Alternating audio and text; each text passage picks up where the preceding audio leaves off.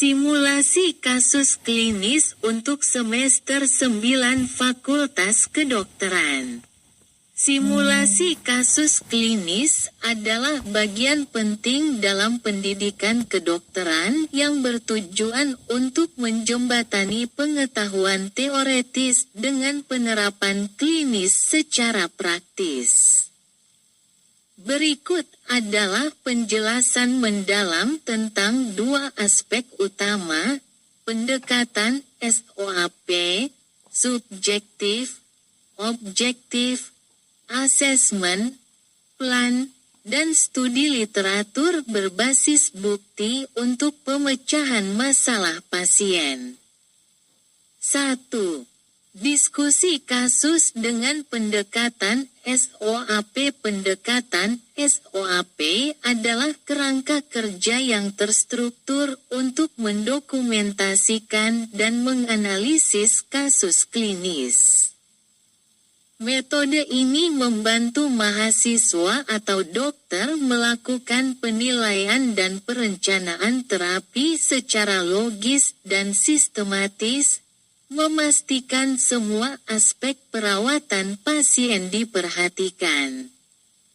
1.1. Subjektif S. Pengumpulan data subjektif dari pasien. Langkah pertama melibatkan pengumpulan informasi dari pasien atau keluarganya. Data ini mencakup keluhan utama dan riwayat medis yang memberikan konteks pada gejala yang dirasakan pasien. Komponen data subjektif, keluhan utama, Chief Complaint, CC. Alasan utama pasien datang untuk berobat, dijelaskan dengan kata-kata pasien sendiri. Contoh, saya merasa sesak napas sejak 2 hari lalu.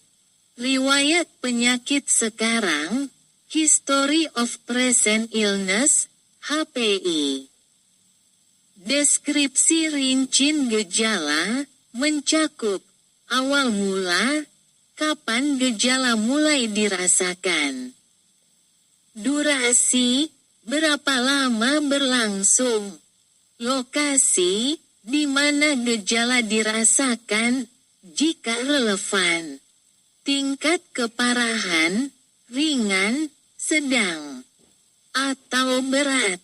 Faktor pencetus atau pereda, apa yang memperburuk atau meredakan gejala.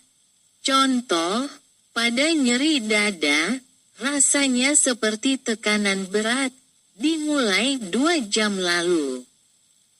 Dan semakin parah saat saya berjalan.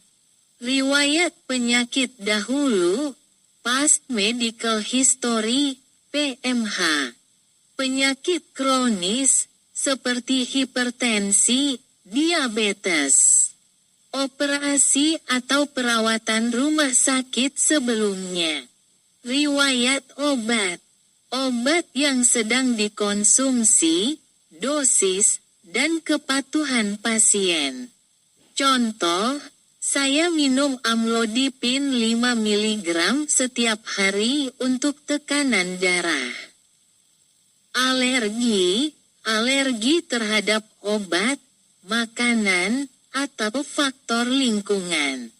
Contoh, saya alergi terhadap penisilin, menyebabkan ruam. Riwayat keluarga, family history, FH. Penyakit yang diturunkan atau sering terjadi dalam keluarga, misalnya, serangan jantung dini. Riwayat sosial, social history, SH. Kebiasaan hidup seperti merokok, konsumsi alkohol, pekerjaan, gaya hidup, dan dukungan sosial. Tinjauan sistem tubuh, Review of Systems, ROS. Penelusuran gejala tambahan berdasarkan sistem tubuh, untuk mencari tanda yang mungkin belum dilaporkan pasien. 1.2. Objektif O.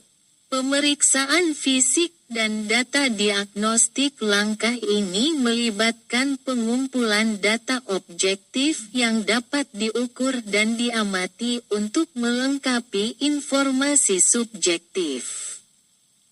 Pemeriksaan fisik dilakukan secara sistematis untuk menemukan tanda-tanda klinis yang mendukung diagnosis. Pemeriksaan umum, tanda vital, tekanan darah, denyut jantung, laju pernapasan, suhu tubuh. Inspeksi, kulit pucat, sianosis, atau ikterus. Pemeriksaan sistem spesifik, kardiovaskular, auskultasi untuk mendengar murmur atau suara abnormal, palpasi, denyut nadi. Respirasi, auskultasi untuk mendeteksi wheezing atau crackles. Abdomen, palpasi untuk mencari nyeri tekan, organ yang membesar. Neurologi, tes refleks, kekuatan motorik, dan pemeriksaan sensorik. Tes diagnostik dipesan berdasarkan kecurigaan klinis dari data subjektif dan pemeriksaan fisik. Contoh, tes darah, hematologi lengkap, CBC, untuk infeksi, HbA1c untuk kontrol diabetes. Imaging, foto ronsen dada untuk pneumonia, CT scan otak untuk stroke. Tes khusus, EKG untuk aritmia, spirometri untuk gangguan paru. 1.3. Asesmen A. Diagnosis dan analisis masalah. Langkah ini mencakup analisis semua data yang telah dikumpulkan untuk membuat diagnosis sementara atau pasti. Formulasi diagnosis berdasarkan data subjektif dan objektif. Diagnosis utama diprioritaskan dengan mencantumkan kemungkinan diagnosis banding. Contoh, pasien dengan nyeri dada, diagnosis utama adalah angina pectoris. Dengan diagnosis banding berupa infak miokard atau GERD. Korelasi patofisiologi, penjelasan hubungan antara temuan klinis dan mekanisme penyakit. Contoh, pada diabetes tipe 2, resistensi insulin menyebabkan hiperglikemia kronis. 1.4. Plan P. Perencanaan penata laksanaan. Langkah terakhir adalah merancang rencana perawatan berdasarkan diagnosis. Rencana terapi, farmakologis. Obat yang diresepkan, termasuk dosis dan durasi. Contoh, pada hipertensi, resep amlodipin 5 mg setiap hari. Non-farmakologis, intervensi non-obat, seperti perubahan gaya hidup. Contoh, edukasi diet rendah garam dan olahraga teratur. Rencana pemeriksaan lanjutan, tes tambahan untuk memastikan diagnosis. Contoh, tes fungsi tiroid untuk pasien dengan hipotiroidisme yang dicurigai. Edukasi pasien, penjelasan diagnosis, terapi, dan prognosis kepada pasien. 2. Studi literatur berbasis bukti untuk pemecahan masalah pasien 2.1. Penggunaan Evidence-Based Medicine, EBM. EBM adalah pendekatan medis yang mengintegrasikan pengalaman klinis dengan bukti terbaik dari penelitian untuk pengambilan keputusan klinis. 2.2. Langkah-langkah studi literatur, identifikasi masalah. Merumuskan pertanyaan klinis berdasarkan kasus pasien menggunakan kerangka PICO, Population, Intervention, Comparison, Outcome.